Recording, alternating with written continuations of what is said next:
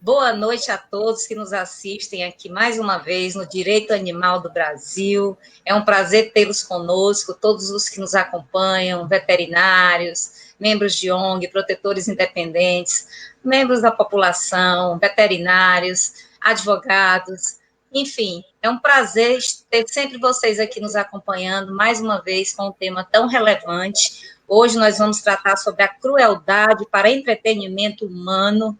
Para quem não me conhece, eu sou Juliana Paz, sou advogada, sou membro da Comissão Nacional de Proteção e Defesa dos Animais e estou aqui falando diretamente de Teresina, no Piauí. Minhas colegas estão bem distantes, né? Uma mais próxima, mas eu vou apresentar uma a uma. Vou começar pela nossa convidada. Nós somos advogadas e a nossa convidada é veterinária, a doutora Vânia Plaza Nunes.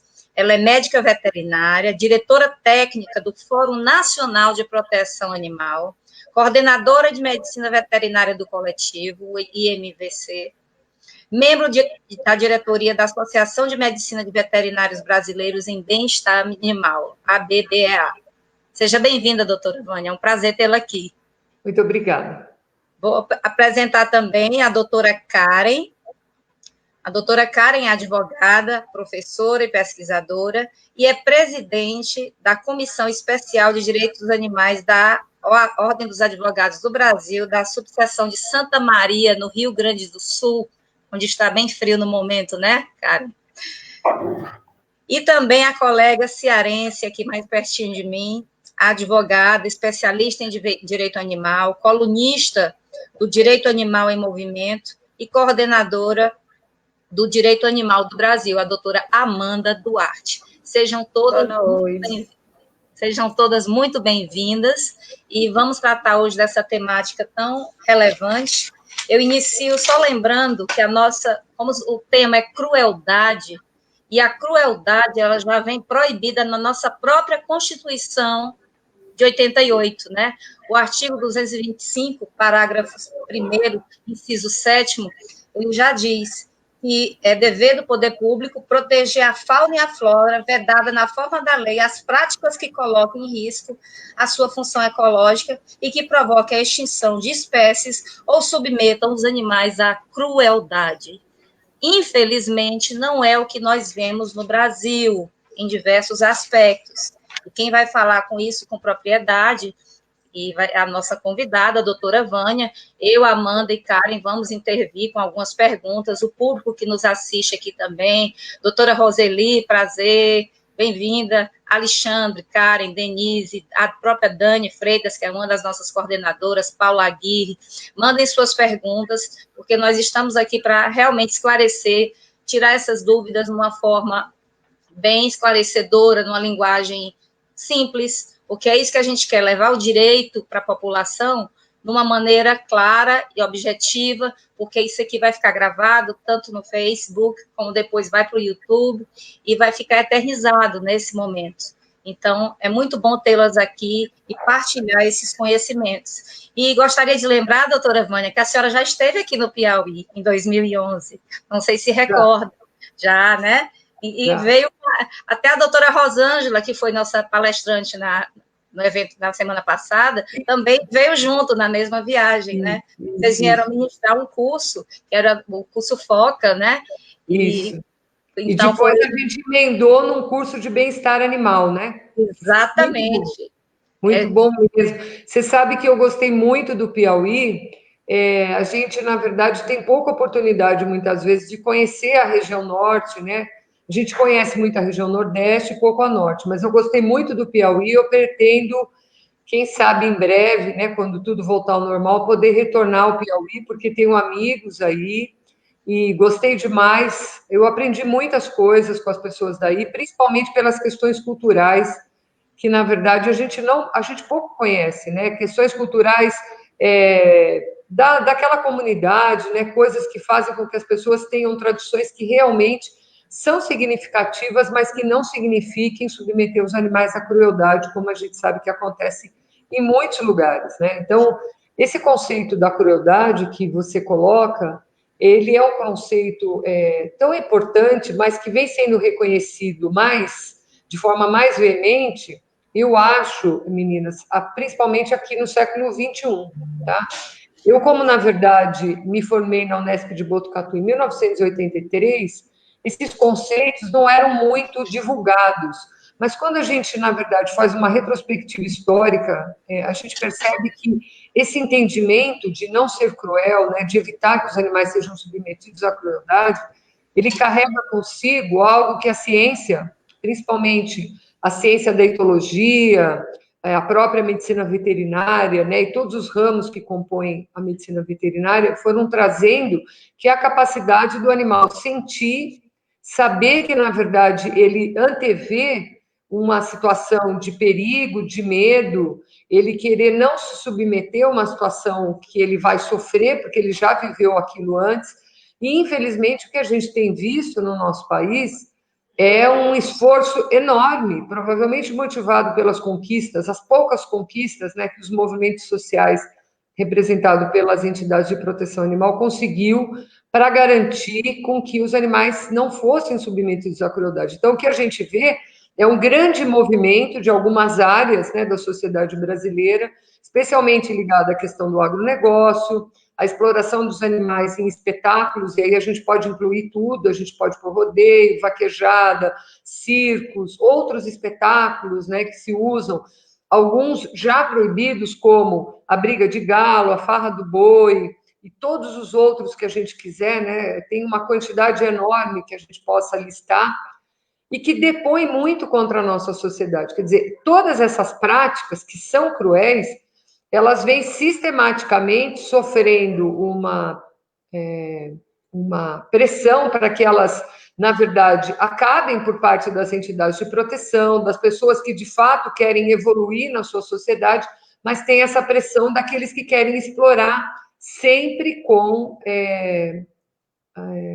a tarja, né, de que é uma prática cultural, como se algumas culturas não precisassem ser eliminadas, né, da evolução da sociedade humana, porque o conhecimento, a ciência, faz com que nós avancemos a partir daí. Quando eu tenho conhecimento, eu entendo, eu preciso avançar. E a gente sabe que legalmente a ciência foi reconhecida já no Tratado de Amsterdã em 1999, a consciência, né, dos animais, que é o Tratado de a Declaração de Cambridge, né, de 2012, ela traz isso também de uma forma mais forte, mais abrangente, mas assim, a gente tem milhares de trabalhos já que mostram que os animais são muito mais parecidos conosco, têm sentimentos, têm sensações, e as pessoas parecem que muitas vezes não se importam com isso. Então, esse entendimento da crueldade, ele tem que ser o ponto central dos nossos debates na defesa da vida dos animais. Com certeza. O bem-estar animal já é uma ciência demandada pela sociedade. Sim. Já não se tolera mais determinados comportamentos. Então, já causa repugnância. Eu vejo que diminuiu muito, mas muita coisa ainda é feita às escondidas, né? E a gente precisa estar sempre alerta, nós que somos veterinários, advogados, animalistas, os veterinários, bem-estaristas ou abolicionistas, que estão preocupados, a gente tem que estar sempre atento, porque é uma tríade, né, que envolve a ciência do bem-estar, a ética, e também está sempre acompanhando os processos legislativos, nacionais e internacionais, para ver como é que a gente vai evoluir. Veja que essa questão do bem-estar animal não era uma preocupação mundial. Acredito que começou aqui na América Latina, salvo engano, no Brasil. A senhora pode me corrigir se eu estiver enganada? Eu vou pedir para você, até para fazer uma retrospectiva, que eu acho que é bem importante. Olha, sempre existiu na sociedade, inclusive na sociedade brasileira, uma preocupação com o sofrimento dos animais. Esses últimos dias eu vi uma aula de uma professora de História e Antropologia da UFMG, muito interessante, que ela fala sobre o aparecimento de algumas entidades de proteção e defesa animal no país e faz uma retrospectiva em relação a de outros países. Então, o homem sempre teve uma preocupação e um entendimento que, mesmo que ele usasse os animais, eles não poderiam ser submetidos a sofrimento, a dor, que a gente precisava ter um cuidado com esses animais. E isso era para tudo, mesmo quando os cavalos eram utilizados para transporte, quando as pessoas usavam a tração animal como uma forma de deslocamento, quando tinha que abater os animais para alimentação, mas à medida que a urbanização foi acontecendo na sociedade, a gente foi criando uma dicotomia entre as duas coisas, tá? Acho que um ponto e um marco importante é o acontecimento das duas guerras do início do século XX, que foram pontos de corte na relação dos humanos com os animais. Então, a gente viu que a Primeira Guerra, ela basicamente foi feita com o uso de animais, porque a gente não tinha tecnologia, a gente não tinha veículos, não tinha nada. E na Segunda Guerra Mundial, a destruição foi tamanha, porque aí a gente já tinha muito mais recursos de destruição, e ao acabar a guerra, teve que se inventar um sistema de gerar alimento para a sociedade sem pensar nos animais. E o que aconteceu foi que já no começo dos anos 60, duas escritoras foram muito importantes, e duas mulheres como nós. Então, eu acho que assim, esse movimento feminino, né, o olhar feminino para as questões, ele é sempre super importante. E o interessante é que, nesse caso, foram duas jornalistas, tá? Duas mulheres jornalistas, uma nos Estados Unidos, que fala sobre a Primavera Silenciosa, que foi o uso dos pesticidas, né, que mataram milhares de aves. Então, era a primeira vez nos Estados Unidos, no período pós-guerra, que a gente não tinha canto dos pássaros.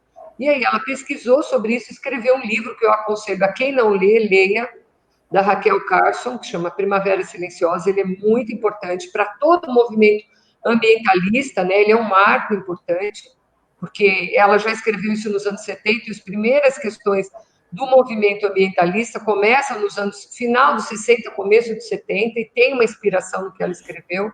E, ao mesmo tempo, no Reino Unido, a gente teve a Ruth Harrison, né, que escreveu Animal Machine, que também foi um relato que foi um espanto para a sociedade, que imaginava que os animais eram criados de forma bucólica, né? Então a vaquinha, tinha alguém que ia lá, tirava o leite, punha um banquinho, tirava o leite devagarinho, depois deixava o bezerro mamar.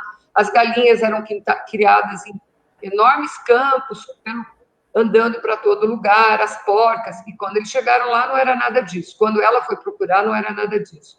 E isso fez com que o Reino Unido criasse um comitê chamado Comitê Bramble, que no final desse ano, né, do ano de 1970, ele teve que emitir um relatório, onde o relatório dizia o seguinte: eles tinham pensado em tudo no sistema de criação para os animais, mas eles não pensaram como é que os animais se comportavam, como é que os animais sentiam, eles não tinham estudo sobre isso.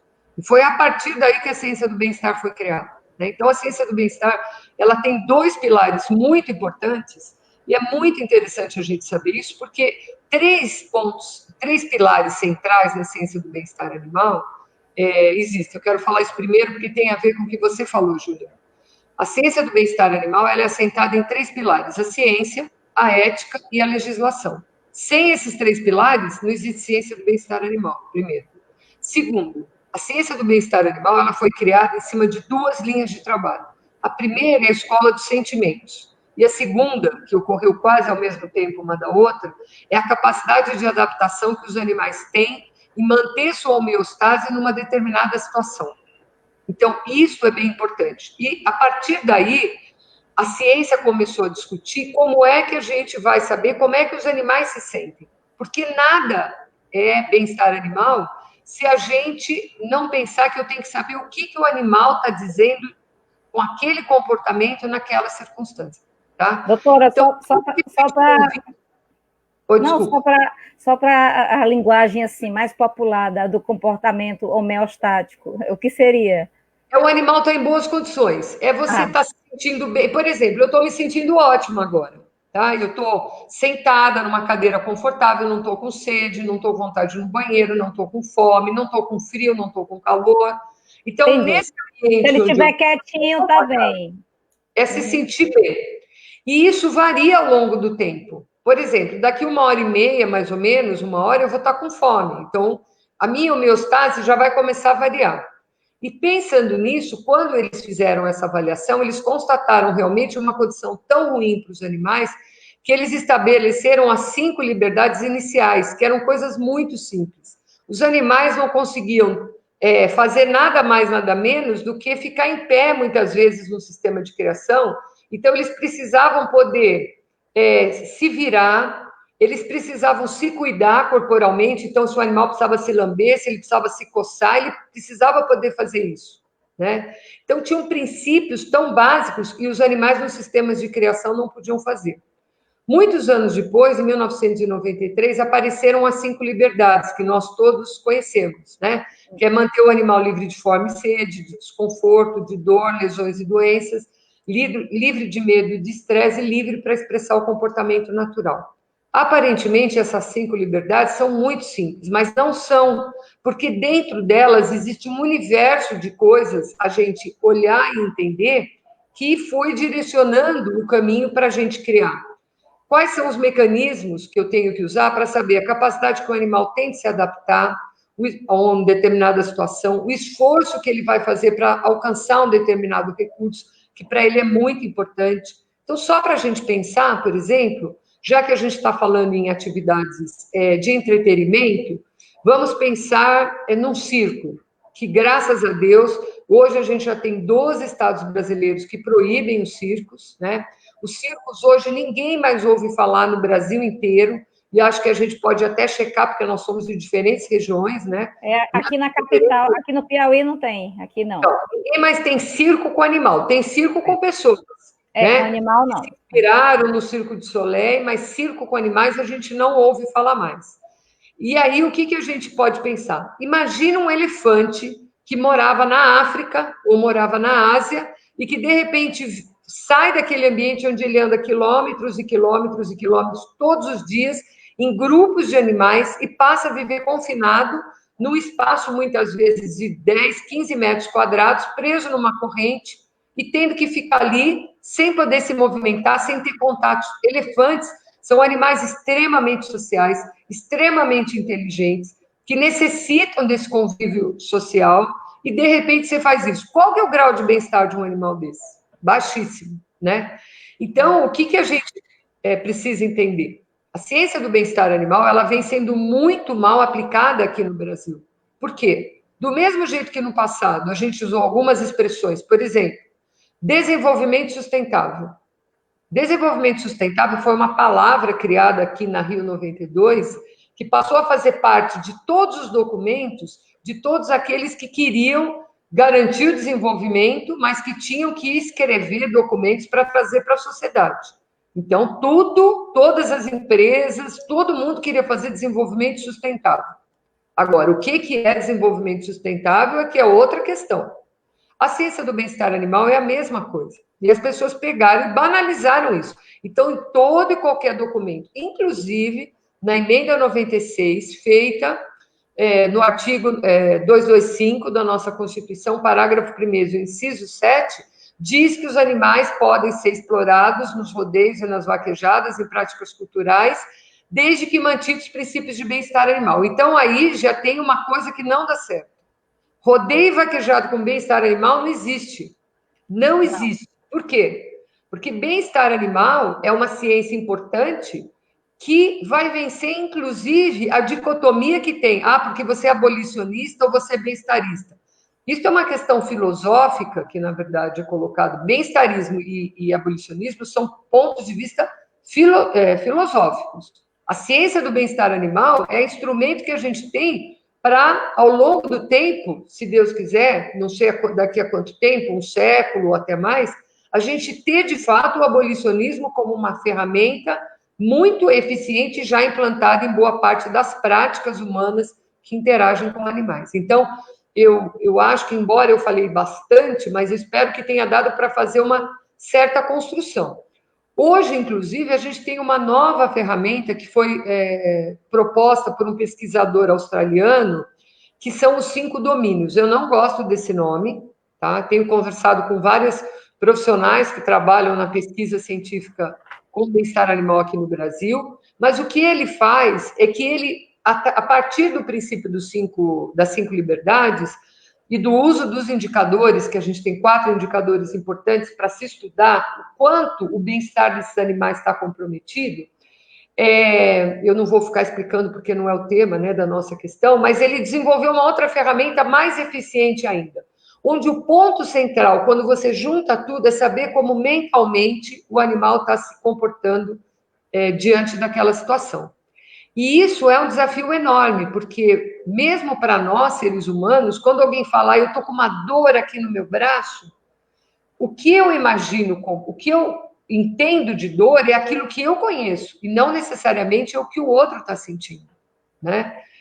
Só que, ao longo desses 50 anos já da ciência do bem-estar animal, a gente já tem ferramentas muito fortes que são ligadas às expressões do comportamento dos animais. Então, hoje, por exemplo, a Unesp de Botucatu, através do professor Stélio Pacaluna, por exemplo, ele já desenvolveu mecanismos de avaliação de dor em várias espécies animais, outros profissionais em outros lugares do mundo, e agora a gente está chegando à riqueza dele ter lançado um aplicativo para usar no celular, que você em casa, sozinho, se você quer saber se seu gato, ele começou com o gato, se seu gato tiver com dor, você tem que responder umas perguntas e a resposta vai sair no aplicativo, para você saber qual é o grau de dor, para você buscar uma assistência o mais rápido possível para o seu animal. Ou seja, por mais que a sociedade brasileira queira negar, a ciência do bem-estar animal ela é tão sólida, e a ciência, de uma forma geral, na área da medicina veterinária,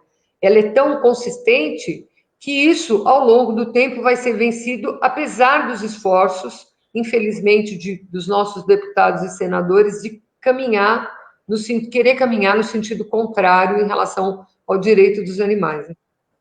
De não sofrer, de não ser submetido a práticas cruéis, a negligência, ao abandono, aos maus tratos. Muito bem. Colegas, alguma pergunta? Eu acho que a Vânia tocou em pontos importantíssimos, né? Pela fala dela, a questão da dorência, por exemplo, né? A capacidade de sentir dor, que nós humanos não temos como compreender em relação à estrutura, seja orgânica ou biológica do animal, inclusive pelo problema que a gente tem de comunicação, né, de linguística com eles, que é uma coisa que a gente nunca vai estar no mesmo patamar, que é uma das ferramentas, às vezes, que as pessoas utilizam para colocar o humano acima do animal, essa capacidade de expressar raciocínio por uma linguagem articulada.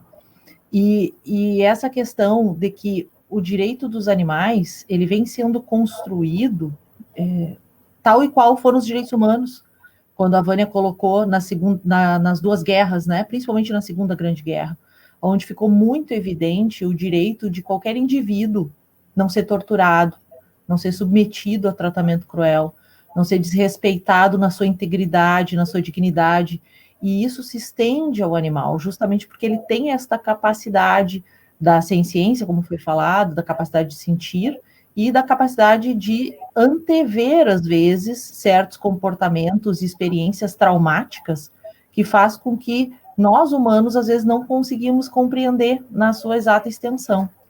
Então, essa ciência que a Vânia muito bem está colocando, né, do bem-estar animal, que não é muito estudada por nós no ramo do direito, ela vem basicamente desses critérios da veterinária, da biologia, enfim, de outras ciências transversais, e que fazem muita importância na nossa luta aqui, na nossa construção, né? Eu acho que nós que somos do ramo do direito, que estamos sempre atrelados a essa carga artificial, às vezes, de um conhecimento natural em relação aos animais, a gente tem que aprender com essas colocações. Isso é de grande valia, é muito importante.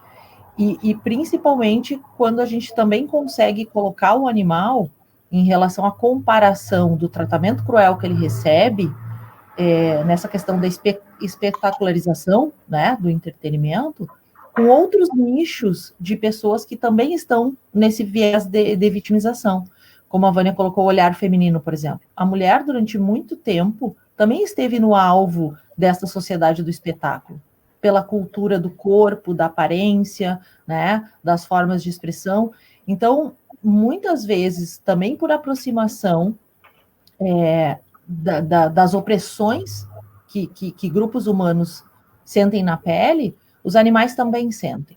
Só que, às vezes, a gente não consegue fazer essa ligação ou alcançar a importância, né, dessa ponte que a gente tem que fazer para tentar compreender, quem sabe, como que o animal vem se expressando ou vem se comportando, o que ele vem demonstrando, né, dentro de várias espécies que existem no mundo. E aí o grande problema, né, da questão da crueldade ligada ao entretenimento é a questão do capital, né? O problema econômico, às vezes, que perpassa e que sustenta esses espetáculos de entretenimento que a gente sabe. Não só esses que foram citados ali, da vaquejada, da farra do boi, da pega do porco, né, da briga de galos, ou das rinhas, enfim, dos rodeios, mas às vezes de pequenos espetáculos, às vezes até em âmbitos mais domésticos, e que serve como uma fonte do humano se desestressar das suas frustrações do dia a dia, depositando, às vezes, em apostas que faz, né, desse entretenimento com os animais, como, por exemplo, aqui no Rio Grande do Sul, a gente copia um pouco as tradições das festas juninas, às vezes, do Nordeste, onde tem aquela brincadeira de esconder o porquinho.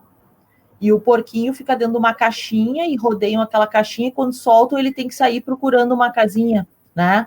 Ele totalmente ali indefeso, com medo, angustiado, num ambiente inóspito, que não está dentro do ambiente natural dele, porque as crianças, às vezes, querem ver aquela atividade. E aí é que também acho que está a raiz do problema, né? A questão de trabalhar a educação de um imaginário na coletividade, de que o animal que é usado para entretenimento, ele não vive feliz. Ele não... Aquela imagem que é passada... Isso, doutora né? Eu acho que você também... Uma coisa que eu estava querendo colocar aqui... você tocou em várias coisas que eu acho bem importante. Uma delas é essa questão da educação, né? Então, eu acho que tem uma demanda que eu sinto que nós precisamos todos cumprir, seja na área do direito, seja na área da veterinária, que é a renovação da formação dos profissionais, primeiro, né? Eu acho que, assim, a gente não tem, por exemplo, na veterinária, não existe um curso de etologia nem de comportamento na grade curricular natural. Poucas escolas de veterinária ensinam. Eu mesmo, o meu interesse foi grande, mas eu só tive a oportunidade de começar a estudar muitos anos depois de formada. Esse ano eu estou fazendo 37 anos de formada, e eu, assim, 20 anos, mais ou menos, na minha formatura, não, um pouco menos, acho que uns 15 anos na minha formatura, a gente também tinha muito pouca literatura disponível para poder estudar. Então, eu acho que, assim, a gente sempre acha que nós não fazemos parte da transformação. Eu acho que nós estamos fazendo uma enorme transformação, tanto a gente, enquanto entidade de proteção, mas a gente enquanto profissionais, porque... Se eu pegar a minha área veterinária, você não tem ideia o desgaste que é dos veterinários que são favoráveis a essas práticas e diz que não, eles sofrem. Imagina, que é isso, é só uma cócega. Viu? Para começar, que cócega não é uma coisa agradável. Eu não sei quem acha que cócegas é uma coisa agradável. É uma coisa que não é agradável. Se fosse cócegas, mas que não é cócega. Então, quando as pessoas dizem, por exemplo, o animal tem cócegas, ou então, não, olha que bonitinho, ele corre daqui para lá, de lá para cá. O medo que aquele animal está apresentando, como a professora Karen colocou agora, é gigante. Ele não sabe para onde ir. E quando a gente diz, bom, a gente não é capaz de entender, porque a gente vai colocando degraus, a nossa conveniência, cada vez maiores para comparar a gente com outras espécies. Só que se a gente mudar a forma, por exemplo, se eu falar para vocês assim, muito bem, a capacidade olfativa vai ser o ponto de corte, nós estamos lá embaixo, porque a nossa capacidade olfativa é infinitamente menor do que dos cães, do que dos elefantes, que a gente já falou, do que dos animais silvestres todos, do que dos gatos domésticos, do que do boi, do que o cavalo. Então, o problema, eu acho, é que a gente tem que trabalhar a educação para formar os profissionais daquilo que a ciência deu, mas também a gente tem que formar a sociedade. E eu não sou a pessoa que acha que assim, a gente só tem que ensinar a criança. Não, eu trabalho com educação. Então, eu trabalho oficialmente com educação. Então, o que eu acho? Que a educação é algo que nós estamos fazendo o tempo todo. Aqui, hoje, nós trocamos informações. Eu estou aprendendo coisas com vocês e vocês estão aprendendo informações comigo. Que lá adiante vai juntar um pedaço com o outro lá e vai formar uma quantidade de informações como um quebra-cabeça que vai fazer um sentido. E se nós, que fomos formadas em outras escolas, com outros conceitos, pudermos transformar e chegarmos aqui, é porque isso pode ser para todo mundo. basta você querer, e essa é a questão. Então, o que eu percebo é que a gente precisa fazer essa construção, e eu concordo com a professora Karen quando ela fala da história, né, dos outros movimentos sociais. Olha, falando de entretenimento também, os zoológicos, até algumas décadas atrás, tinham pessoas para outras pessoas irem ver, pessoas que eram de outras partes do mundo. Como que a gente pode achar isso possível? Pessoas de outra cor de pele, que eram de outras culturas, e as pessoas passavam na frente para ver como é que elas viviam. Era um verdadeiro Big Brother. Então, assim, quando a gente admite isso e é negligente com os animais, a gente chega na situação do Big Brother que vai na televisão, de conviver com a vida dos outros. Então, o que eu vejo é que a gente tem que fazer uma linha intermediária. Eu acho que o direito animal, mais do que a ciência do bem-estar animal, ele está crescendo numa velocidade que eu estou ficando assim encantada. Eu leio um monte de livro, compro um monte deles, aprendo um monte, e eu fico encantada, assim, o quanto que as pessoas de outras áreas, principalmente que junta filosofia, né, junta coisas da história, as questões legais, põe tudo dentro de um lugar só, a antropologia, e vai tirando esses recortes, mostrando isso, que a gente tem que mudar o nosso marco civilizatório, né? E eu acho que nós estamos conseguindo o nosso intento porque o esforço do outro lado em tentar retroceder é muito forte. Então, hoje a gente vê várias práticas, inclusive a briga de galo, né? As pessoas querendo ter os galos combatentes.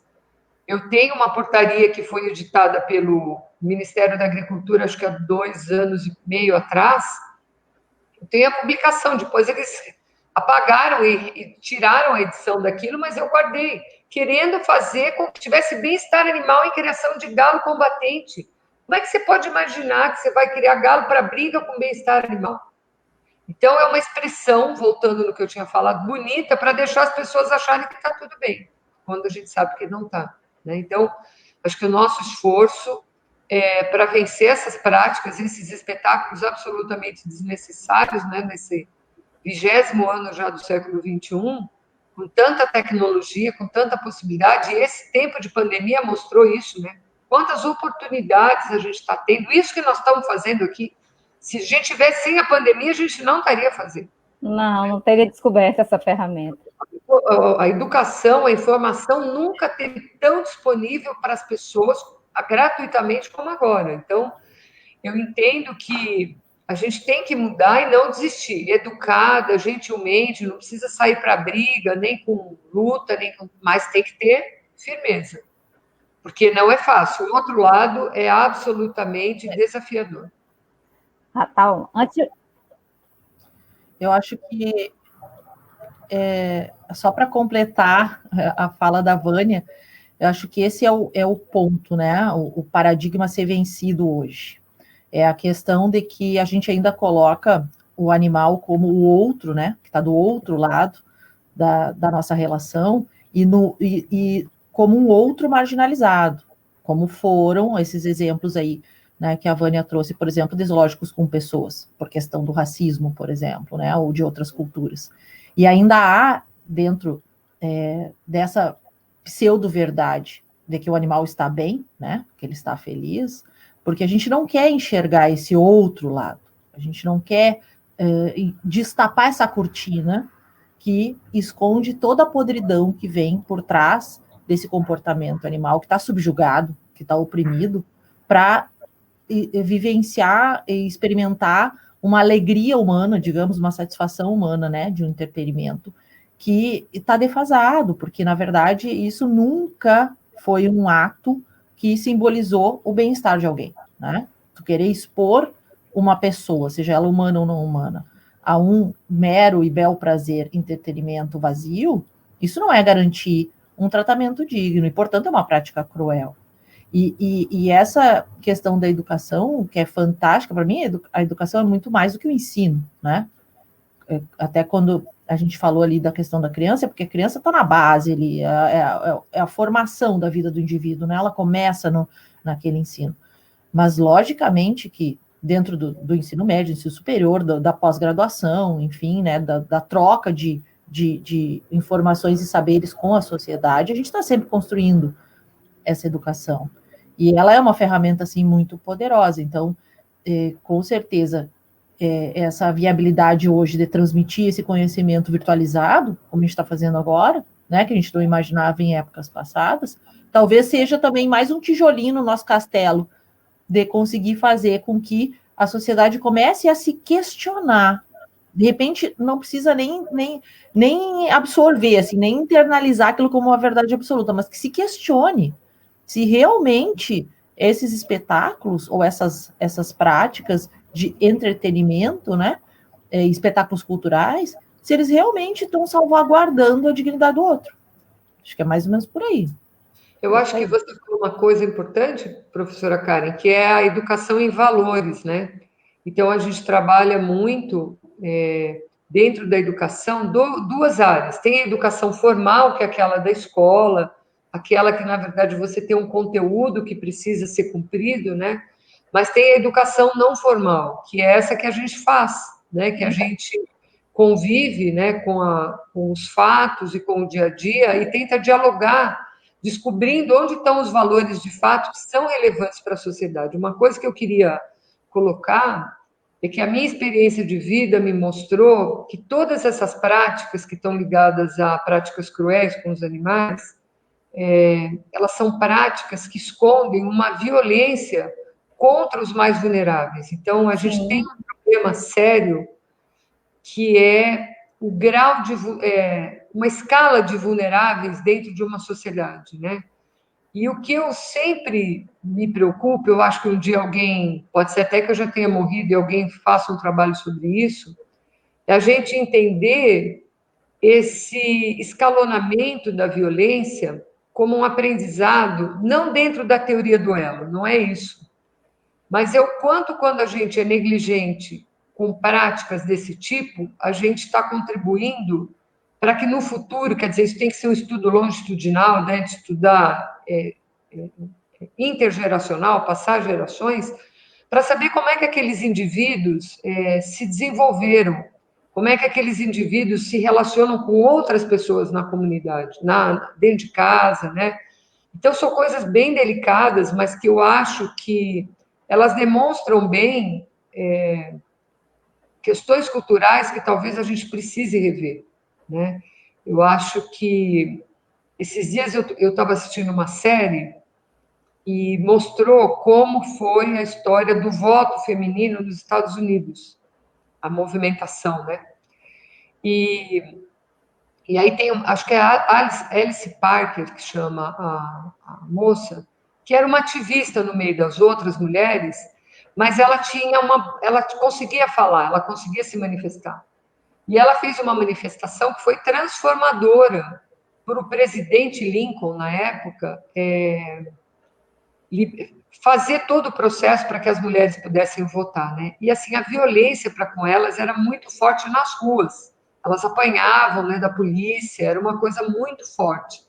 E aí eu fiquei pensando nisso, né? Como, na verdade, a gente vai mudando de graus, né, dentro da nossa sociedade, e eu acho que nós estamos fazendo parte, assim como já foi para outros, e estão acontecendo, porque os movimentos não ocorrem um separado do outro, né? Então, hoje a gente tem várias lutas sociais de movimentos eu nem sei se é de minoria, eu acho que é da maioria da sociedade, e o dos animais, que é aquilo que a gente defende ferrenhamente, né? Até porque estudou para isso. Eu, no meu caso, estudei para ser veterinária, não achava que eu ia chegar nisso, mas descobri um caminho tão interessante, né? Até que eu cheguei e falei, é isso que eu quero fazer na minha vida até eu morrer.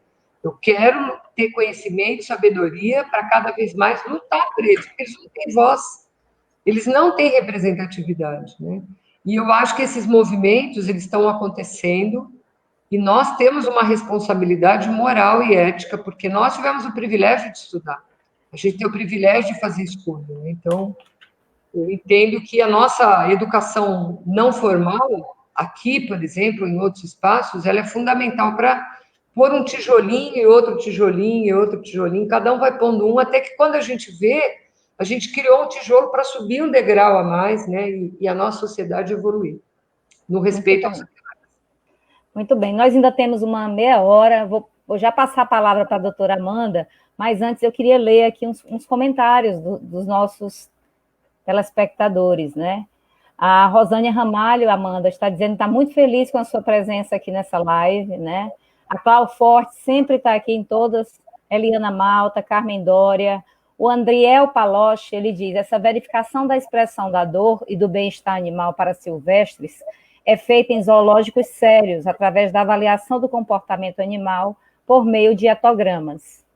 A Clau falou que ficou horrorizada esse final de semana com a reportagem do Fantástico sobre o tráfico de animais silvestres. E é uma realidade, nós sabemos disso, né? Bom, e que, infelizmente, a Irale Bianca está dizendo que não vai acabar essa exploração dos animais para o lazer humanos tão cedo, que a conscientização é tudo. E a Eliana Malta também pergunta que está horrorizada com a questão da corrida do galgo no Rio Grande do Sul, em plena pandemia. Se isso é verdade mesmo, como assim? Tá? Só esses comentários. E agora eu faço um adendo aqui, a Karen, eu sou aqui do Nordeste, eu nunca vi essa brincadeira do porco na caixa. Nos meus 45 anos. Para você ver que até aqui deturparam, né, a questão cultural em relação a essa Amanda prática. Depois pode falar também aí no Ceará, mas eu acho que não é uma prática do Nordeste, tá? Eu também nunca vi aqui, não. Aqui tem festas juninas escolares, inclusive, eu já presenciei, né, em escolas, entre as festividades daí que fazem para comemorar Sim. o São João, né, com pau de seco e tendinhas e banquinhas e pescaria de peixinho de papel para as crianças que fazem, existe sim, eles montam uma mini arena, digamos assim, no pátio da escola, com tijolinho, sei lá o que é, botam várias casinhas, sabe o porquinho da Índia? Sim. Né? E colocam o porquinho da Índia ali e tapam ele. E aí batem na caixinha, assim, e levantam para o porquinho sair. Daí a criança que apostou na casinha que o porquinho entrou ganhou a brincadeira, você entende? Entendi, então, mas não é uma prática do Nordeste, tá? Eles devem ter adaptado, tá bom. Porque acontecia na época das festas juninas, né? Uhum. Então, não sei, nunca tive numa festa junina do Nordeste, mas o que eu quis falar era porque acontecia aqui nas festas, né? Outra questão bem relevante é a educação é tudo. Eu lembrei aqui, eu fiz uma live com uma amiga e o trabalho de conclusão de curso dela no curso de Direito foi sobre essa questão dos animais. E na Alemanha não tem um animal abandonado, porque a educação começa lá na educação infantil. E também a multa para quem abandona um animal é de cerca de 10 mil euros. Então, é uma realidade bem diferente da nossa. Quem sabe a gente saia, né, de um país do terceiro mundo e consiga chegar a esse patamar. Não vai ser rápido, mas a gente vai tentar. Outra coisa, com relação às grades curriculares dos cursos de graduação. Isso me preocupa muito. Não sei, eu sei que aqui no Piauí foi implementado, sim, tem a disciplina de bem-estar animal, mas não sei como é no restante do Brasil. E nos cursos de Direito, me causa muita surpresa, eu soube essa semana por uma aluna que foi criada como disciplina obrigatória a disciplina do agronegócio. Então, não tem... A disciplina de direito ambiental é optativa, animal nem pensar, mas a do agronegócio é agora obrigatória e ainda é no último período. Ou seja, já é a mão de obra para aquele professor que ministra a disciplina lá para o ramo que ele trabalha. Eu fiquei muito triste com isso, ainda vou questionar os meus colegas, porque para ter o ambiental tem que ter alguém que queira oferecer a optativa, e raramente se aborda a questão animal, né? Infelizmente, não são as minhas cadeiras, né? Eu leciono em outro curso, na Federal do Piauí. Mas o direito animal está crescendo muito, graças a Deus. Nós temos nomes muito expressivos, e aqui eu cito dois, doutor Vicente Ataíde Júnior, né, o juiz federal, estará aqui conosco no dia 28, ele tem difundido por onde ele anda, e eu sou uma discípula dele, né, Então, não vamos, não é direito dos animais, é direito animal. Vamos implementar o direito animal nas grades curriculares dos cursos de direito. Vamos escrever, vamos publicar, vamos impetrar mandado de segurança em nome dos animais. E isso tem sido bem bacana. E também, aí já vai entrar num ponto mais polêmico, eu não sei se a Amanda quer falar antes, mas vamos falar um pouquinho da vaquejada. Eu ouvi a seguinte frase da senhora, viu, doutora? Senhora não, sua, né? Você é uma mulher de muita garra, muita coragem para enfrentar tudo que já passou, né? Você sabe muito bem, a sua colega contemporânea de universidade, a doutora Roseli Klein, me falou toda a sua garra, todo o seu empenho, porque não, ela tem que ter muito sangue no olho para aguentar ver todas essas atrocidades, lutar, brigar com os homens, e a questão da vaquejada, eu enfrentei isso aqui também, nós tivemos audiência pública que quase fomos linchadas aqui, fomos xingadas, foi uma coisa terrível, né? Depois eu fiz uma sustentação oral também, e esse termo que a senhora usou, dos 5 domínios, foi utilizado pela Associação dos Vaqueiros, foi utilizado pelo advogado, né, da Associação dos Vaqueiros. Então, é uma visão totalmente diferente da nossa. Até para criar a comissão aqui não foi fácil, porque vários advogados são vaqueiros, né, também. Estamos no Nordeste, é cultural, mas a cultura também se muda. Nós hoje podemos votar, a escravidão oficialmente acabou, embora ela exista de outra forma, né? Mas, assim, o STF, né, foi a nosso favor para acabar a vaquejada, teve a emenda constitucional, o Congresso encontrou uma forma, nós sabemos que a bancada ruralista é muito forte lá, conseguir essa brecha, né, a emenda constitucional 96 de 1917, mas eu vi que o fórum, né, entrou com a ADI, uma ação direta de inconstitucionalidade, e é a nossa esperança de que isso se volte atrás, se a senhora quiser comentar. Também. Mas assim, olha, embora eu não sou da área jurídica, eu acabei me encantando muito por essas questões, e o doutor Vicente Ataíde é uma pessoa realmente brilhante, professor Daniel Lourenço, professor Heron, professor Tagore, Luciano, então, assim, tem uma lista, né? Cada vez eu conheço mais as pessoas. Tem o gaúcho Rogério Ramê, Rogério Ramê. Um monte de gente tão boa. E aí o que eu vejo é que, assim, por mais que as pessoas tentem instrumentalizar a ciência a favor de explorar os animais, elas não conseguem fazer isso, né? Porque elas não conseguem mudar a ciência. Então, a ciência ela é uma coisa mais ou menos linear na nossa história, né? Ela vai indo, um pouquinho sobe, daqui a pouco ela volta para aquele patamar, daqui a pouco ela sobe de novo. Então, eu acho que a experiência que nós estamos vivendo agora, né, das pessoas quererem que tem que sair uma vacina em um mês, tem que ter um remédio milagroso, não é assim que funciona. Então, para criar esse conhecimento, vai muito tempo, muito estudo, muito conhecimento, é muito juntar pedaços para formar um quebra-cabeça. Então, por exemplo, por que algumas coisas são tão importantes? A Declaração de Cambridge ela é tão importante porque ela juntou várias peças de quebra-cabeça e chegou num ponto e falou assim, ó, vocês podem falar o que vocês quiserem, a partir de agora, com tudo que a gente tem de conhecimento, só não dá para falar que vocês não sabiam. Agora, o cientista, ele não vai sair lá e vai falar assim, olha, a partir de agora, seu legislador, a lei tem que ser assim. Aqui no Brasil, não. Em alguns países acontece isso. Por exemplo, tem países europeus que existe uma comissão, um comitê, eles têm que fazer uma alteração para algum sistema de criação. Então, as pessoas estudam, vê tudo que é possível fazer, apresentam para o parlamento com os argumentos, numa comissão prévia mista, se discute com a sociedade, aí vai para a votação e aprova. Ou seja, toda alteração que tem que ser feita, ela passa por um conhecimento científico. Aqui não.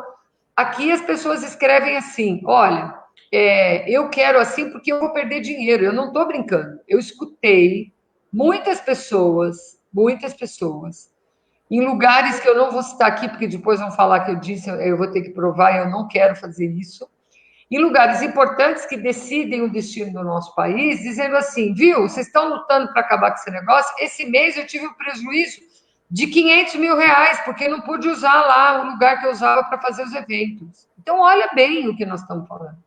As pessoas não estão preocupadas em preservar a tradição cultural nenhuma.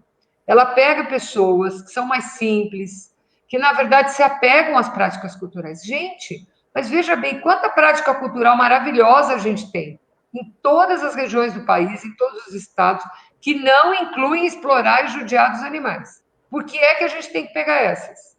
As danças, as comidas, né? Várias práticas que têm ligadas à arte, ao conhecimento, por que é que tem que ficar com coisas desse tipo? Ah, mas antigamente fazia. Claro, vai lá, pega a história da vaquejada e veja como é que ela apareceu. Por que é que ela existia? Ela teve esse caráter de entretenimento das pessoas numa época que as pessoas não tinham outra coisa para fazer. Era a única coisa que as pessoas tinham, os homens tinham para fazer, quando voltavam das atividades e estavam fazendo esse transporte dos animais pelo campo, paravam em algumas pequenas localidades e ficavam fazendo disputa entre eles, mas nem, imagina, não tinha nada a ver com isso. Por trás de todas essas práticas existe um interesse econômico em ganhar, do ponto de vista da reprodução desses animais, aumentar o capital. Eu ouso até dizer ter outras práticas ilícitas, do ponto de vista de não ter que declarar rendimentos, que está ligada a essa questão. Então, assim, por que é que, na verdade, tem essa indução? Outra coisa, não, mas é porque gera um dinheirão naquele lugar. Gera porque se acontece uma semana no ano, 2 semanas no ano, e o ano tem 52 semanas, e o resto das pessoas vivem do quê? Isso é tudo uma falácia, que induz nas pessoas mais simples, a acharem, mas eu acho que eu vou praticar isso, porque se eu ganhar uma prova, eu vou ganhar um dinheiro. Ao invés de falar para ele, olha, vai na escola, vamos te dar uma atividade para você estudar, para você melhorar a sua vida, para você ter qualidade no seu trabalho. Só para vocês entenderem, ontem eu estava conversando com uma pessoa que é da área da tecnologia. E ela estava me falando assim, porque esse pessoal do campo, hoje em dia, para operar um trator numa propriedade dessas de grande produção rural, não vamos nem dizer se isso é bom ou ruim, mas ela tem que entender de tecnologia, porque é um computador que tem lá, o visor, não é ligar o trator e sair pilotando, que tem uma máquina, você para, liga aquele arado e o arado. Não, é tudo tecnológico. Ele fica fechado numa cabine, com ar-condicionado, apertando um monte de botão e a máquina faz tudo.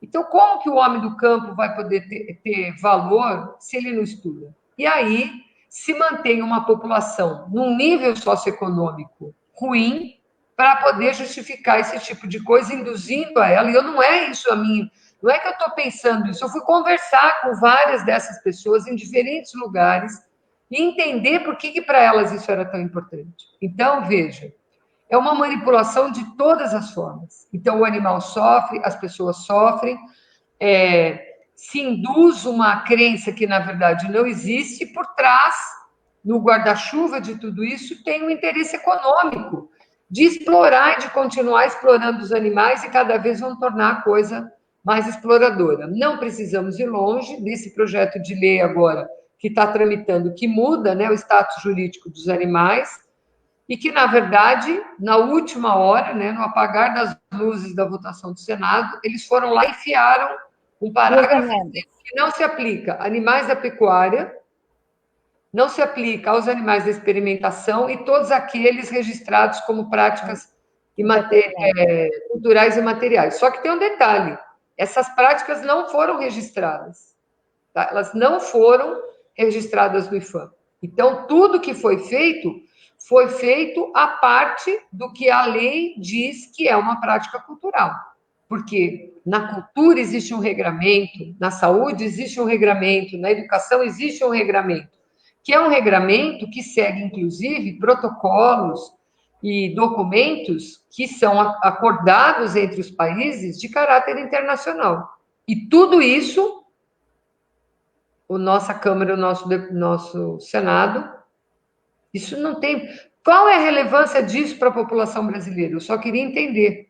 A relevância para a população brasileira é você ter saúde, educação, emprego, garantia de viver com uma moradia de boa qualidade. Isso é importante da gente querer que seja garantido na nossa Constituição. E, ao contrário disso, lá dentro está cheio de coisa que atende o interesse de uma categoria muito específica de grandes produtores que já são multimilionários e querem mais dinheiro na exploração animal.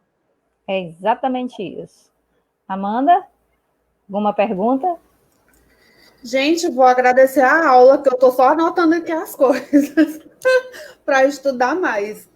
Mas, assim, eu acho muito importante essa questão da educação, né, em primeiro lugar, da conscientização, né, dos próximos a gente também, não só essa questão de estar aqui fazendo live, né, do pessoal em casa que está assistindo, e também mostrar, meio que desmitificar o entretenimento, né? A gente escolheu aqui a vaquejada para comentar, mas existem tantos outros. O pessoal aqui está perguntando sobre a questão do zoológico, né? Tentar falar um pouco mais o que acontece por trás, né? A questão de tirar uma foto com um tigre, o que acontece com esse animal por trás, a questão da baleia, linda, maravilhosa, pulando, a questão de nadar com os golfinhos. Então, assim, tem vários tipos de entretenimento que a gente podia também desmistificar, né? Comentar o que acontece por trás dessas práticas. Para o pessoal em casa pensar, não vou ver a baleia pulando porque acontece isso e isso com ela. Então, eu não vou participar disso, não concordo com isso. Então, eu achava muito legal até a doutora Vânia conseguir comentar algumas dessas outras práticas. Talvez começar pelo zoológico, já que o pessoal está perguntando aqui. Eu acho que tem uma questão importante, Amanda, eu te agradeço trazer, né, a nossa conversa para esse lado, que eu acho que ele é um lado bem importante, e como você mesmo colocou, muitas vezes a gente deixa de lado, diante de um cenário que é mais evidente no país, por toda a história, né, da tramitação da questão no STF, depois na Câmara dos Deputados e no Senado, das questões de rodeio e vaquejada. Eu acho que por trás disso sempre tem o interesse humano do domínio das criaturas que, na verdade, são criaturas que são desafiadoras, né, para o ser humano. Então, pensa uma baleia, um leão, uma onça, um boto, um peixe-boi, enfim. E, a partir desse interesse que as pessoas têm, e que eu não acho mais que é um interesse... Aliás, eu nunca achei que é um interesse genuíno, né?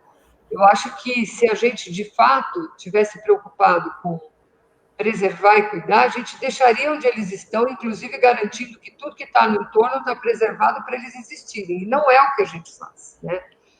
A gente tem, por trás dessa história, questões que são tão antigas, acho que como a nossa própria história, que vem dessa forma de viver, dessa apropriação, que depois foi contaminada pelas questões das religiões, né, de todas as teorias religiosas que foram trazendo a questão do homem dominar as outras criaturas, né?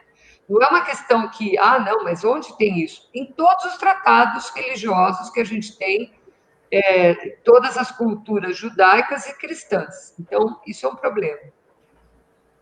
Quando a gente fala da questão do zoológico, que você colocou, e do aquário, eu acho que a gente tem que pensar se hoje, no século XXI, com toda a tecnologia que a gente tem que ter esse tipo de prática. Para quê? Sempre vem com uma justificativa da educação ambiental. Eu que trabalho com educação ambiental, eu costumo dizer assim, só se for para você deseducar, dizer o que não é para fazer. Porque para quem já foi experimentar, por mais boa vontade que as pessoas tenham, ela vai aprender que aquele animal está em cativeiro, quando, na verdade, ele devia estar lá na floresta, ele devia estar lá no mar, ele devia estar lá no rio, com boas condições de viver, e não ali, naquele lugar, né? Então, hoje, o que a gente diz é que o zoológico fica buscando uma justificativa para se sustentar, quando, na verdade, ele poderia ter um novo papel. Ele podia ter um novo papel. Todo mundo sabe, acho que alguém, eu não sei se foi, acho que a doutora Juliana ou a doutora Karen, alguém que da live que a doutora Juliana leu para nós, falou sobre a questão do tráfico de animais silvestres. Então, veja, a quantidade de animais que são vítimas do tráfico, que morrem, que sofrem danos, lesões e sofrimento, é incalculável. 35 milhões, 50 milhões, é mais ou menos por aí, por ano. Por ano, de animais, porque eles são de vários tamanhos, não são só os grandes, tem os pequenininhos também, né? Mesmo que a gente nem falou ainda nos insetos, que também entram nessa história. Em animais que a gente nem gosta tanto, todo mundo está acompanhando o caso das serpentes lá em Brasília, né? Sim. Então, tem uma questão que é a gente entender, e eu acho que ficaria tão mais elegante, tão mais correto, de todas as pessoas que trabalham nesses ambientes, parar de querer ter leão, ter elefante que não é daqui, ter um monte de animal que não é daqui, e pensar em investir recursos para manter, recuperar os animais que não podem ser devolvidos à natureza, todos esses que são oriundos do tráfico, que são trazidos, porque os CETAs, os CRAs, eles estão em condições lastimáveis, os poucos que existem, porque também existe uma política que não é de hoje, mas que hoje ela ficou escancarada de acabar com todas as políticas ambientais no país, né? Então, a gente tem que entender o seguinte, será que se a gente, ao invés de ficar brigando, se a gente unisse esforços para mudar ao longo de um determinado período de tempo. Então, o que tem lá no zoológico, vamos tratar, vamos cuidar, vamos manter da melhor forma possível, porque também os exemplos dos zoológicos que eles querem usar são dos grandes zoológicos, viu? Mas essa não é a realidade do Brasil. A realidade do Brasil é de lugares horrorosos, caixas onde os bichos são deixados lá com uma tela na frente, põe uma comida lá e o bicho vive lá num pau o dia inteiro. Ele não tem o que fazer a vida inteira. Eu queria que quem acha que viver num zoológico é legal, fizesse uma análise interna agora, e é legal viver fechado só dentro de casa, você não poder sair para fazer. E aí é que a gente pode sair um pouquinho. E eles saem quando? Essa análise que eu tenho feito, esse comparativo, a gente no isolamento social. E a gente podia pensar nisso para tudo. Galinha galinha poedeira, gaiola de bateria que cria porca, que só pare. Ela não pode se virar, ela tem que deitar e levantar, deitar e levantar, deitar e levantar. Durante 4 meses do ano ela faz isso. 4 meses ela é inseminada de novo, aí ela entra nessa gaiola, fica mais 4 meses, então durante um ano ela sofre isso 3 vezes. 3 vezes. E depois, no fim, ela vai para um abatedouro para ser morta, como aquelas no Rodoanel que vocês viram, que todas estavam prenhes, as que sobreviveram, todas estavam prenhes, tiveram filhotes e foram cuidadas e estão sendo tratadas até hoje. Ou seja, voltando lá no zoológico, é mudar o papel que as coisas têm. Aí sim a gente ia fazer educação, aí sim a gente vai fazer pesquisa, né? Aí sim a gente vai poder gerar conhecimento e informação. Não fazer isso. Então, por exemplo, aqui onde eu moro, a gente tem a Associação Mata Ciliar, que recebe animal silvestre de tudo que é lugar. Vocês não podem imaginar, eles têm mais de 900 animais ali dentro, numa área super pequena. Eles trabalham com repasse de recursos financeiros dos municípios que ajudam. São super pressionados para sair de lá, porque eles já estão num lugar onde a gente tem as maiores rodovias do país passando do lado, né? E tem um valor econômico no lugar onde eles estão muito alto. Imagina, todos os bichos ali vivem confinados. Ali tem onça, tem gato do mato, jaguatirica.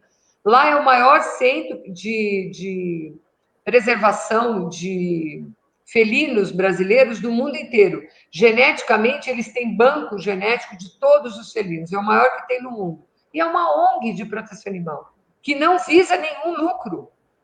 E vive numa situação sempre muito difícil. Faz pesquisa científica, faz tudo. Então, por que a gente podia pensar no zoológico ser diferente? Por que a gente tem que nadar, como eu já vi, porque eu fui, acho que 2 anos atrás, dar uma palestra para o pessoal da OAB em Manaus, e aí fiquei lá, porque eu não conhecia, né? Eu não conhecia nada do Amazonas, fui conhecer, e as pessoas vão mergulhar com os botos. Para que isso? Para tirar foto, abraçar, machucar? Para que isso? Então, vem uma pessoa, traz aquele animal super assustado para ficar ali, para quê? Qual é a alegria que tem nisso? Será que não era melhor tirar uma foto bonita, lá vendo a selva, tirando a foto dos animais ali no ambiente natural? Olha que beleza. Isso é uma alegria para o nosso país, não fazer esse tipo de prática. E aí a gente pode ver para tudo. E para acabar, para dizer que as pessoas não têm ética e nem moral, e infelizmente muitos são meus colegas ou são biólogos, dão anestesia nos animais para as pessoas tirarem foto. Sim. Que é o caso dos leões, dos tigres, que virou um escândalo, que vem sendo mostrado, né, pela televisão. Então, eu acho que assim, a gente precisa mudar isso. porque isso depõe demais contra nós próprios, a nossa possibilidade de evoluir enquanto ser humano. Não é possível. Antigamente as pessoas não conheciam, agora conhecem e continuam fazendo igual. Como que a gente vai fazer? Vânia, eu acho que esse ponto que tu tocaste aí de porquê, né? O porquê tirar foto com um animal dopado. O porquê abraçar um boto ou um golfinho para nadar com ele. Isso diz muito também daquela fala que tu mencionaste antes, da violência estrutural, né? Agarrada à nossa sociedade e ao Estado, que fomenta essa política do narciso. Ou seja, eu, né, que quero aparecer e, de repente, explorar o exótico, diferente, aquele outro lado que eu posso trabalhar como até um fetiche de possuir algo que alguém não possui, e que vou espetacularizar e mostrar para a sociedade o quanto eu sou poderoso de conseguir estar ao lado deste animal que ninguém consegue. Mas que isso tem uma raiz institucionalizada em uma violência que o Estado planta contra esses próprios vulneráveis que você mencionou. Essas pessoas que acabam se alimentando dessa pseudocultura, né? Absorvendo essa necessidade dessa exploração para mostrar uma superioridade que ela não tem. Porque falta a ela, pela violência institucional que ela sofre dia a dia, né? Coisas fundamentais. Como você falou ali, a questão da educação, da saúde, da segurança, etc. Então, é um reflexo de uma rede interligada, retroalimentada, por essa cultura que a gente tem do consumo desenfreado, né? Do espetáculo como uma beleza que ela parece aos olhos brilhar por eu estar com um animal diferente, aquele que ninguém tem acesso, para que eu possa me colocar numa certa posição de empoderamento, quando, na verdade, isso está me rebaixando, ou seja, eu estou me colocando num patamar de patrocínio desta crueldade. E eu acho que este é o porquê, né? Esse é o porquê do porquê que as pessoas ainda alimentam essa necessidade de se vangloriar em relação a essa situação da fotografia, por exemplo, da selfie, né? Que é muito comum e que o pessoal vem trazendo. Nessas questões para contribuir também da gente discutir, né, a favor dos animais e contra práticas condenáveis, eu nunca vou esquecer um dia que eu fui numa audiência pública sobre a caça e eu ouvi, né, no final de uma apresentação, porque as apresentações, assim, eles pedem para você fazer uma apresentação de 15 minutos, você chega lá é 8, porque não vai dar tempo, é sempre assim. Mas eu me lembro que nesse dia eu consegui fazer a apresentação toda, e o último slide, antes de terminar a apresentação, mostrava crianças com animais mortos, elas com armas potentes, né? E a fisionomia delas, né? E eu perguntei, né, para as pessoas que estavam naquele auditório, tinha bastante gente, se esse era o futuro que a gente queria para as nossas crianças, né? Se será que esse era o futuro, né? Essa era a educação, essa era os valores que a gente queria que as nossas crianças quisessem. E eu me lembro que um senhor levantou, um rapaz jovem, assim, tinha acho que idade para ser meu filho, ele virou e falou assim: esse é o que eu quero para os meus filhos. E aí, naquele momento, aquele auditório que tinha umas quase 100 pessoas, ele ficou num silêncio, assim, durante um bom tempo, porque aí eu não falei nada, eu deixei a imagem, ele respondeu, eu mudei para terminar a minha apresentação, né? E as pessoas ficaram chocadas, porque mesmo, acho que entre outros pares que ele tinha, a resposta dele foi, assim, muito veemente, né? E aí cai naquilo que a gente acabou de falar, né? Que exemplo que a gente dá das nossas práticas para ensinar as crianças, né, as gerações que estão aí, que vão cuidar desse planeta, induzindo a gostar de coisas dessa forma, né? Então, indo nadar com boto, levando para passear no zoológico, e é um passeio mesmo, ninguém vai lá para aprender. Para 2 minutos, vê um animal, vai embora, 15 segundos aqui, 20 ali, aquele barulho, aquela algazarra, joga comida, aquela loucura, e o animal está ali. E ele vai viver ali, isso sem falar daqueles que estão no extra, né, que sempre tem os que estão escondidos, que estão, se ali já é uma condição ruim, que é uma vitrine para o público, imagina o que está escondido, né? E isso ninguém precisa me dizer, porque eu já fui fazer vistoria algumas vezes em zoológico e eu posso dizer para vocês que, por mais que eu possa querer ser gentil, não são condições que um técnico poderia aceitar e manter os animais, infelizmente. Eu respeito o trabalho das pessoas, mas eu acho que quem está num trabalho desse tem que tentar mudar. Não é possível aceitar essa exploração pela exploração, porque ela visa o quê? Uma bilheteria. Única e exclusivamente uma bilheteria. Recentemente, a gente teve uma discussão sobre a privatização do Zoológico de São Paulo, e na audiência pública, a única coisa que eles discutiram, e graças a Deus não era só eu a questionar isso, tinham várias pessoas de várias entidades de proteção e técnicos, a única coisa que eles falaram o tempo inteiro foi da área de circulação de pessoas. Em nenhum momento eles falaram nada de melhoria para coisa nenhuma para os animais que viviam nos zoológicos, dos recintos, da área de extras, nada. Era só área de circulação, restaurante, estacionamento, a interligação de uma área com outra, a facilidade. Isso era o que deveria ser feito na licitação para terceirização do zoológico. Em nenhum momento fazia parte dos itens qualquer benfeitoria para os animais que estavam no zoológico.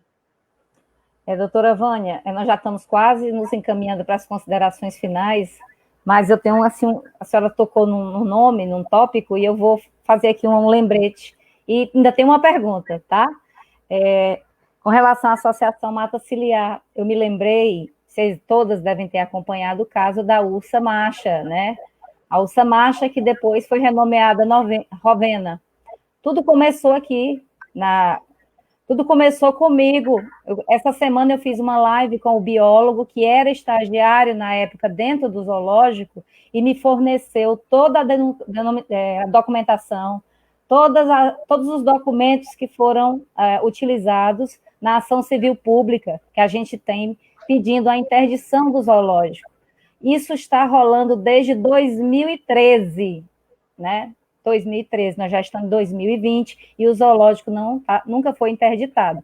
Fizeram umas melhorias. Quais foram as melhorias? Botar um monte de brinquedo para ganhar mais dinheiro. Então, ganha na bilheteria, ganha com os brinquedos, ganha com as lanchonetes, e os animais sofrendo risco porque não tem vigilância. Se uma criança joga uma pedra, joga qualquer coisa, é um absurdo. E temos casos aí pelo mundo. Eu lembro que na live passada eu até citei da criança que caiu e atiraram e mataram um macaco para salvar a criança, né?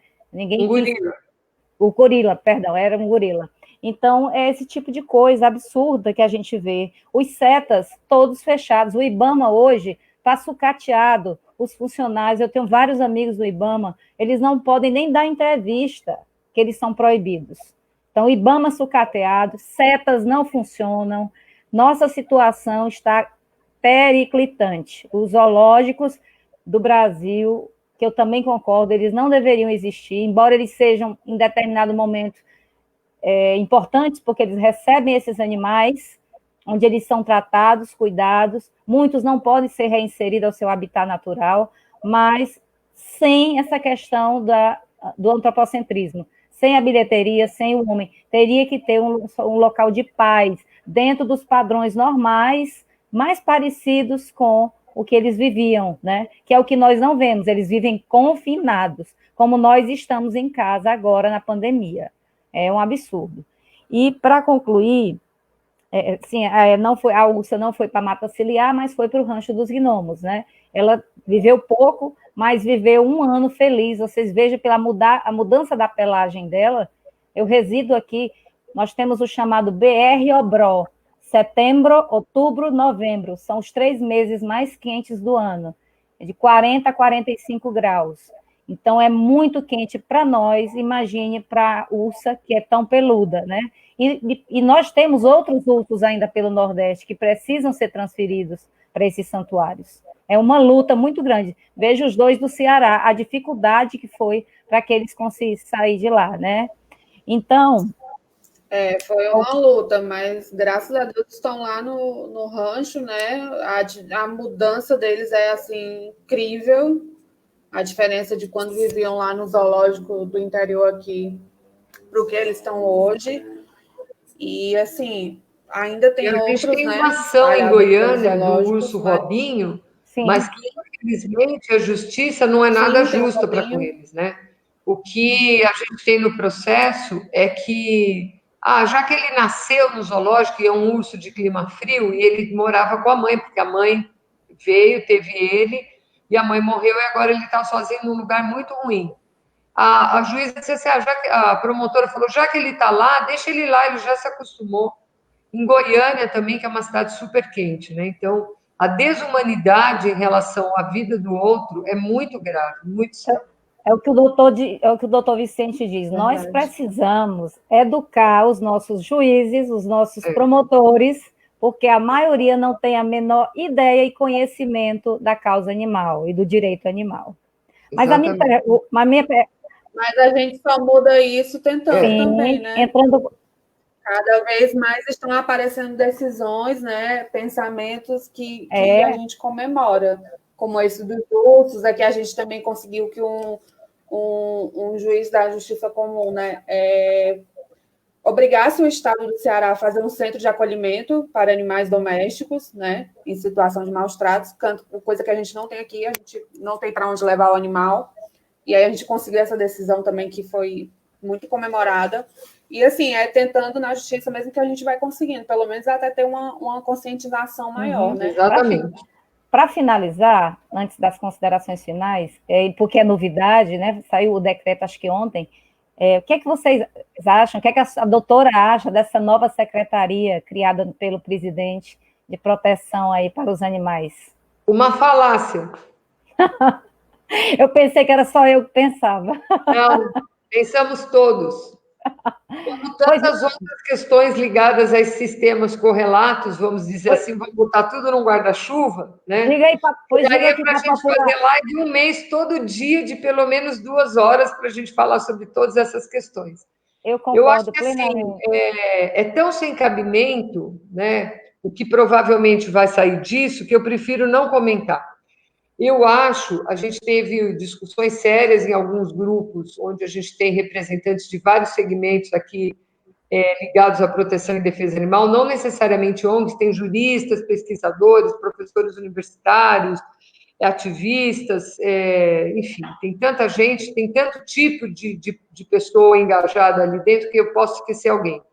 E o que a gente percebeu é que a gente não tem um consenso diante de todo o desmantelamento que a gente está vendo em todos os segmentos no nosso país, na educação, na saúde. No meio ambiente. A gente percebe que isso é uma afronta às nossas próprias reivindicações, à nossa própria luta, né? Então, existe uma grande discussão, talvez vocês possam fazer comentários sobre isso, sobre o que é melhor fazer. Fazer de conta que a gente não viu como um protesto, né, de negar esse tipo de situação, ou será que era... Eu pensei que era só eu que estava com uma gata preta linda aqui, ó. Não, eu também tenho. Olha, tá na hora da janta, ela tá me chamando, que ela tá com fome. Eu tenho aqui, é idêntico. Ou se, na verdade, a gente deveria fazer uma manifestação de repúdio coletiva em relação a isso e tornar essa manifestação pública, né? Então, a gente está nessa discussão. Eu acho que a gente pode pensar até coletivamente com vocês qual é o melhor caminho e começar... Eu acho o seguinte, meninas, para encerrar e até já fazer uma despedida. Se a gente não fizer uma coalizão muito forte, independente se eu sou um cidadão, se eu sou um profissional, ou se eu faço parte de uma ONG, se eu represento uma ONG, e que isso não tem identidade. Ela não pode ter identidade, ela tem que ter uma identidade coletiva, para que a gente possa fortemente criar uma diretriz de luta pelos animais.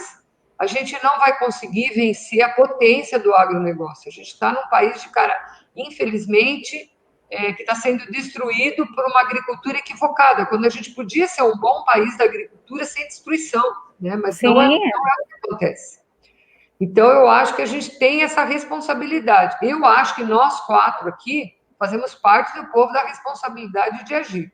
Porque nós tivemos o privilégio de estudar em boas escolas, ter boa formação, ter entendimento.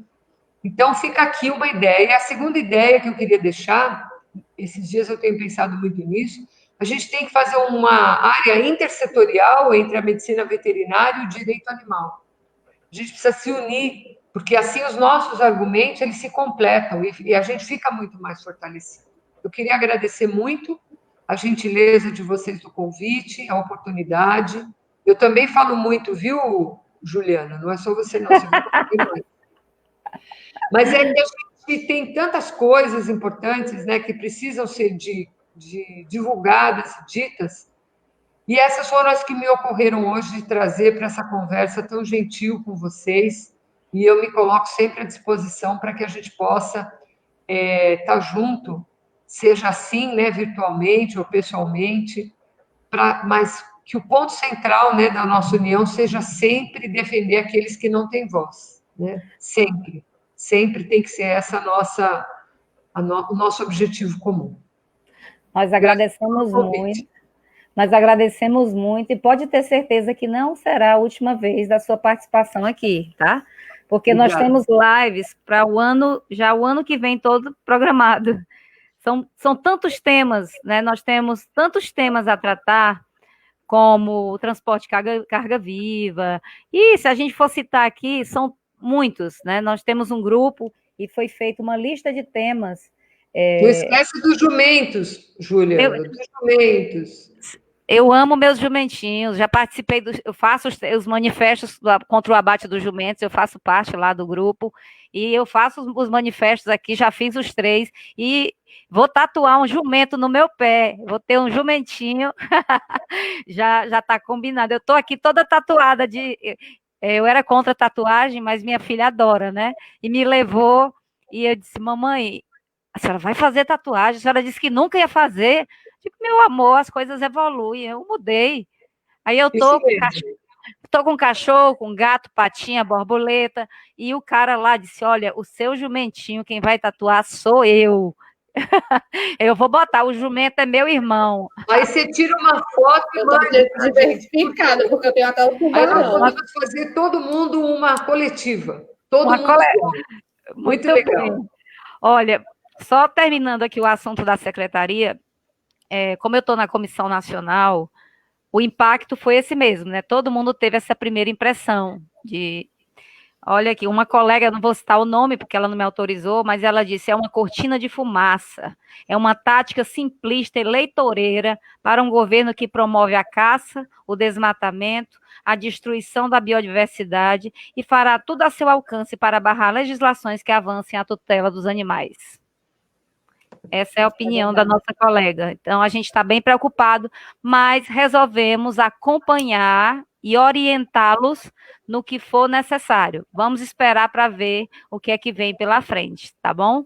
Então, eu passo aqui a palavra para a Karen, para as suas considerações finais. Eu também só tenho que agradecer essa oportunidade de hoje, né? Eu acho que ela é enriquecedora, e o nosso papel é exatamente esse, como a Vânia colocou, né? Nós estamos numa situação de um certo conforto que nos permite com que a gente discuta, que a gente questione, que a gente debata, e que a gente, dentro, né, pelo menos eu, dentro do meu conhecimento, da minha humildade, assim, do mínimo que eu estou tentando aprender e dialogar com as pessoas, está sempre à disposição, acho que daqueles que precisam. Estou aí, Vânia, para o que precisar, né, dentro dessas tuas propostas, com a Juliana, a Amanda, a Núbia, todas nós ali que estamos, nosso grupo das comissões, né, de direito animal pelo Brasil, que acho que essa união faz a força, a gente precisa trabalhar junto, em equipe, a gente vive numa humanidade, numa animalidade, numa animalidade que faz parte do mesmo cosmos. Eu acho que essa roupa que a gente veste hoje de humano não significa que a gente não tenha também uma essência animal por dentro, né? E vice-versa. Eu acho que a gente vive nessa cultura ocidentalizante que nos trouxe uma bagagem toda em cima de uma dominação do diferente. E só da gente poder hoje estar debatendo isso já é uma riqueza sensacional. Então, eu também agradeço o espaço de estar aqui e poder estar ao lado de vocês aqui, maravilhosas, que são trazendo essas contribuições. Muito obrigada. Obrigada, Karen. Amanda? Gente, só agradecer mesmo todo o conteúdo trazido aqui, todo o ensinamento, né, da noite, e mandar um beijo para as meninas que estão nos bastidores, né? A Dani, a Paula, a Vágila e a Núbia, né? Esse projeto é muito legal, muito importante, de estar trazendo o direito animal, né? Esses assuntos, mas de uma maneira mais simples, né? De atingir mais as pessoas. E aí, agradecer mesmo. Ju, muito obrigada também por tudo. E vamos estreitar, né, nossas relações e unir forças que a gente vence. Juntos somos mais fortes. Com certeza. Então, eu agradeço a todas, principalmente a doutora Vânia, que vai voltar não só para o direito animal do Brasil, mas vai voltar ao Piauí, já que ela gostou. Deus quiser. Nós vamos, Em breve. Nós vamos bolar um evento aqui quando a pandemia acabar. Não se preocupe, será uma das primeiras convidadas, porque é muito querida, não só pela doutora Roseli, sua colega de profissão, mas agora por mim, porque eu não lhe conhecia, mas é um encanto, né? E um poço de bagagem cultural aí, mais de 30 anos de profissão, nos deu aqui várias ideias que eu já estou aqui pensando como é que eu vou fazer para mudar isso e isso. Então, nós somos poucos, mas muitos multiplicadores, né? Multiplicadores da questão animalista, do direito animal, que tem crescido muito e vai crescer muito mais. Somos poucos, mas estamos bem atuantes, firmes, e vamos enfrentar aí todos os ruralistas. É como a senhora disse, podemos ter sim, mas de forma sustentável, né? Não vamos acabar com a economia do país, então a gente não quer isso. É isso que eles alegam, né? Vai acabar com a economia do país se não matar mais os animais. Não, a gente quer algo diferente. Existem tantas outras coisas que podem ser feitas, né? E eu não vou entrar aqui, que darei outra live, né? Mas teremos uma live também com o Ricardo Laurino, que é o presidente da SVB. Ele vai falar sobre vegetarianismo e veganismo. Para quem não ia falar isso. A revolução que vem pela frente para os próximos anos com relação à produção de proteína animal, ela vai impactar de uma forma tão evidente que, assim, como diz a minha mãe, se não vai pelo amor, vai pela dor. Então, a gente está tentando mostrar que é possível pelo amor. Não vai dar? A dor no bolso vai ser grande. Vai. Olha, aqui eu presido a SVB Teresina e a SVB Brasil está promovendo o festival. É um festival que ainda não tem nome, mas é um festival de comidas típicas, tá? Aqui a gente vai ter um prato bem, bem básico, que é Maria Isabel. Arroz com carne de sol. E nós vamos fazer o prato, mas sem a carne, vai ter o substituto. E assim, cada estado, Rio Grande do Sul, vai fazer o espetinho vegano no Dia do Gaúcho, viu? Já estou adiantando, dia 20 de setembro. Então, já promoveu o churrasco vegano. Churrasco muito vegano no Dia muito do Gaúcho. Legal. Então, a SVB não para, né? E vamos trazer o Ricardo também, doutor Vicente. Aqui é multi, aqui é pluri, e a gente está sempre... Pessoas incríveis. Adoro os dois. Muito bom. Uhum. Pois muito obrigada a todas. Obrigada, doutora Vânia. Obrigada, Amanda, Karen. O Direito Animal do Brasil agradece e até breve. Gratidão. Tchau, gente. Boa noite. Tchau, beijo. Tchau.